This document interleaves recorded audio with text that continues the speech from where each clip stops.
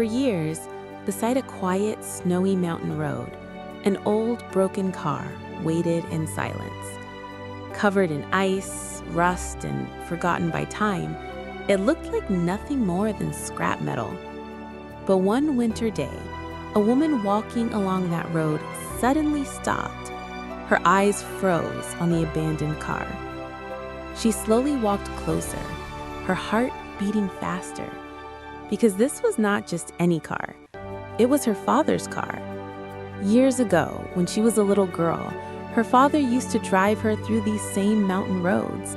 They laughed together, sang songs, and watched the sunsets from the car windows. Those were the happiest memories of her childhood. But time passed, and her father was gone. The car was left behind, buried in snow and silence. Most people would see only a ruined vehicle, but she saw something different. She saw memories. She saw love. So she made a decision. She would bring it back to life. Day by day, piece by piece, she restored the broken car. And finally, the moment came. She turned the key. The engine roared back to life. And in that sound, it felt like her father's memories were driving with her once again.